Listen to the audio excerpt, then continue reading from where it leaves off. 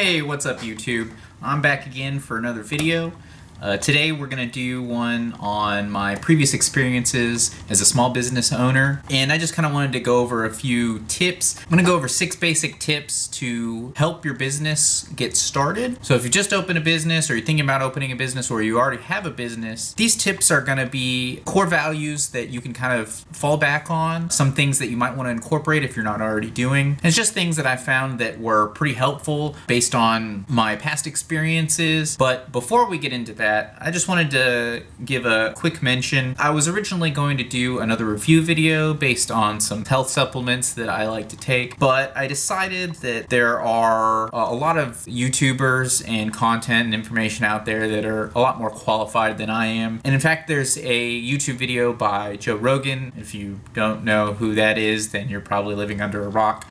But Joe Rogan did a video a little while back with someone named David Sinclair, and he works in the genetics department at Harvard, and he specializes in aging. I'll give a link in the description to that video. As well, I'll link to 3 of the supplements that I personally take that he mentions in the video. So this video I'm going to do today is sort of a follow-up to the previous sales video I posted. It was the door-to-door sales video, which kind of also gave general sales tips. I would say that this video is more along the lines of anybody who has a small business, but you can definitely rely on those other sales tips that I presented. I mean, if you're doing any kind of retail store, then you have to do some type of sales and marketing at some point. So go check that video out if you haven't already. Also in that video, I kind of explain a little bit where I come from as far as experience. And if you have any questions, feel free to comment in the section down below. So let's just get into it. The first one, I guess I need to go into a background.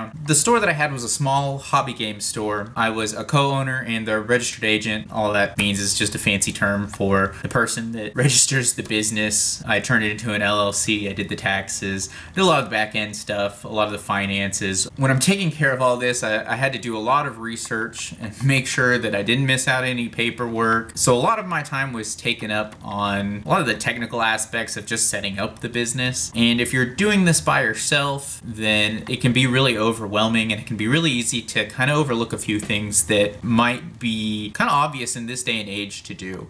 And that's exactly what I did. I overlooked something that was actually pretty critical to helping out the business, but I was so overwhelmed with everything else, I just didn't even think of it. And the person who did think of it was a good friend of mine and co-owner, and he was the one who initially decided to not only create this and start it, but really kind of put it into motion, and that's a social media page. And by the way, my friend and previous business partner, who I mentioned, is actually doing a Twitch channel now, and his Twitch channel is Xtronicon. I'll put a link in the description, so go check him out. But he was actually the one that initially had the wherewithal to start this. And it's something in this day and age that it should be really obvious, but honestly, there's still a ton of businesses out there that I've seen, mostly small businesses, that still don't have some type of social media footprint. And it's really simple and easy and pretty much free. It just takes a few minutes of your time, but really just to set up a Facebook page. I mean, I would do everything. Facebook, Instagram, Twitter, YouTube, and just set all of those up. I mean, at least have a general Facebook page, and even if you don't want to go to the effort to create a second Facebook now, I mean, it's really easy to set up a group, which was actually what my friend had done. And now they make it even easier to set up a personal business page. And the personal business page is actually really great. So they have this, I don't know how long they're going to be doing this, but they have a section on the page after you set it up that they'll actually advertise for you and reach out to other people. They do charge a fee for that, but right now, the first time that you sign up, as soon as you set it up, they'll actually give you $15 of credit for free. And that's not like you have to put some of your money down first and then you get the $15, and you can literally set up $15, which is the amount that they're giving you in credit for free, and the credit goes onto your account immediately, and it just pulls out of that. And you do have to put on there either PayPal or some type of debit or credit card, but I mean, literally, it's not going to take any money out of that, and you can cancel and remove it as soon as the credit is gone. I mean, it's just a free way to advertise and reach out, and I didn't even have that option whenever I had my business. I wish I did, but it would have been really helpful. So that's the first thing. So that kind of takes us to the second tip that I would say is paying for advertising. A lot of people, when they think of paying for advertising, they think of literally paying money like the Facebook ads to have another company advertise for you, or like a commercial, or putting ads out in newspapers. And sure, there's a lot of different things that you can do along those lines, but I think one of the critical things that a lot of companies, a lot of small businesses tend to overlook is promotions and deals. And even when you're starting out and you're not doing that well, honestly, I think it's a risk worth taking. And that's exactly what I did. And if I didn't, our tournament scene would not have blown up. Now, that definitely required a foundation first, like I said, of the initial step of my friend and colleague creating the group, and basically just stayed committed and said, look, we're going to have a tournament on this day, rain or snow. So I just made a point to do this. And we actually only had, I believe, 4 people show up for the tournament that day, and I lost money on that tournament. But I was true to my word, and I did exactly what I said I was going to do. Just because you don't get the turnout that you want, and maybe you lose a little bit of money because of it, doesn't mean that it won't make you more money later on. And this is why. So the few people that did show up were pretty influential, and because I held my word, the very next week, on our next tournament day, I had 14 people. I went from basically 3 to 5 people, or the one before this one, 4 people in this tournament, to 14 people. And I mean, every week I usually picked up another 2 or 3 people. It was all because I took a risk and stuck with it. And I just looked at it as paying for advertising. Sure, I lost out on that particular tournament, but it more than paid off in the long run. Just don't be afraid to lose out a little bit because of poor turnout. If you don't take the risk, I mean, you've already taken the biggest risk in opening your business. Just trust me, if you just take a little bit of a risk on this, almost always it'll pay off in the long run. And that brings us to number 3, reinvest 100% of all of your profits back into the business. I understand you need to take out money for yourself, your living expenses. It's really important that you don't take out more than you absolutely have to. Try to cut back and budget. And I actually recently did a video about budgeting, and there's a book on it, and I'll leave the book link in the description. Take every bit of profit you make and reinvest it into your company. If it's something that really improves, the quality of your business, or whether it's advertising for your company, something that whatever you're investing that money into should at least pay itself off at the bare minimum. And if you're investing in advertising, that advertising should bring in enough customers to pay itself off. I mean, anything like that. I mean, like buying a new fancy cash register is probably not gonna bring you any new customers or get you more money. So, I mean, avoid stuff like that. Don't get a bunch of fancy equipment and, a big, huge store, or move to a bigger location. In the beginning, I would just say to, don't go crazy. Invest in stuff that makes obvious sense to you. That brings me to number 4, which is a pretty obvious one. Most people know this already. Just know your competition. Before you even pick a location, you should have already done pretty extensive research on this. I'm sure, but also know like what their prices are, what they offer specifically, any kind of deals, what makes you unique to them, so you can advertise that on your page to get a specific kind of clientele in. Like what makes you more attractive? Like, why should they come to you as opposed to your competitor?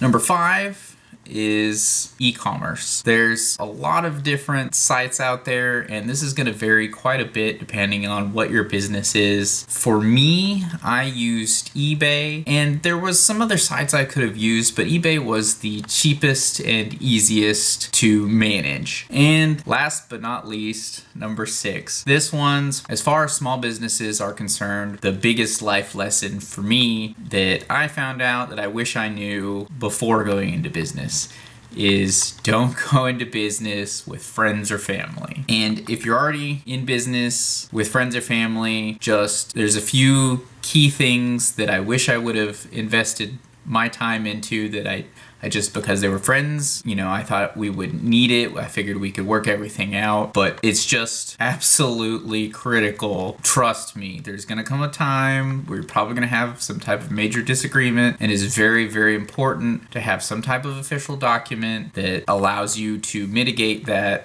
without basically destroying the business. And this is basically the entire reason that I ended up getting out of the business, is because we had irreconcilable differences in how the business should be run, which led the business to eventually being dissolved. Opening a business by yourself and running a business and managing it and everything by yourself it's very overwhelming. And I know it might seem, maybe it's a bigger motivation. You don't feel as overwhelmed if you have, someone you're familiar with to rely on. But it's just my strongest recommendation is just don't do it. At some point, it's a good possibility that you're probably going to have a falling out, and it's really could be the difference between making or breaking your business. Make some official documents. If you have to, get an attorney. At least get some official, written, agreed upon documents for instances where you're gonna have disagreements. I mean, and not just, disagreements. You want for who's contributing what, how much, who's making decisions on what. If there's, disagreements, like I said, how are you mitigating that? How, are you gonna have, if it's multiple people, are you gonna have some type of voting system? I mean, if someone leaves, how are you going to distribute it, or how are they going to be bought out? How are you going to determine how much they're worth as far as buying out? I mean, there's a lot of important things. Those are probably the biggest ones that you should be concerned about, and it just makes business run smoother. You don't have any questions. I mean, like, if you get into a disagreement, you already have something to say, like, hey, look, this is what we agreed upon. This is how we're going to work it out. Just make sure that you write up some official documents. I promise you will thank me later. I know some of you, before any of you say, well, but Richard, why would I take advice from you? You don't have your business anymore. If you were so successful, then you would still have your business. Dislike, unsub. Look, the biggest reason why I don't still have my business, like I said, is because I made a poor decision to go into business with a group of friends, and I didn't have the critical documents. I thought, this is going to be different. We all know each other pretty well. It'll work out. It'll be fine. We don't need them. And if we do, I figured I'll write them up later if it comes to that. I'm just trying to help anybody out there from making the same mistakes that I did, so you will be successful in your business and you don't run into the same problems I did. If you haven't already noticed, my video style is similar to another really popular YouTuber, and shout out to Grant Stephan. And that was kind of the main reason I started this channel. I mean, there was a lot of reasons. I'd been wanting to do this channel for a while, and I have a lot of influences. I have a lot of people that were, inspiring me, YouTubers that were inspiring me to do a channel, but the one that really pushed me over the edge was Grant Stephan. And so if you don't know who he is, I'll put a link to his channels in the description. You should definitely go check him out. His big thing is real estate. He has a lot of great financial advice. So a shout out to him. I just wanted to give credit where credit was due. And as always, if you've made it this far and you haven't already, hit that like button, subscribe, and hit that notification bell so you can be notified when I upload future videos. And today I want to do something a little bit different for the comments. So I have a lot of interests and a lot of different experiences in my life, and I've recently gotten a few requests requests from some friends to do food and travel videos. And as I've mentioned previously in other videos, sales, small business, financial is kind of my primary focus of this channel. But I just wanted to ask y'all what y'all would like to see more of. So if you would like me to continue making similar videos to this one, sales videos, finance videos, business related videos, then let me know in the comment section down below. Also let me know if there's anything specific as far as a topic along those lines that you would like me to talk about on a video or do a video on. If you would prefer more review videos as far as financial books, food or cooking items, travel accessories, etc., let me know that in the comment section down below. Be specific, let me know what kind of reviews you would like to see. If you would prefer me to do some cooking videos, then let me know also in the comment section down below. So please comment down below, and I promise I'll read and probably respond to any and all comments. Hope you enjoyed the video today, and my plans for my next video is probably to do a review of a book called FU Money by Dan Lok. So I hope you look forward to that, and I'll see you next time.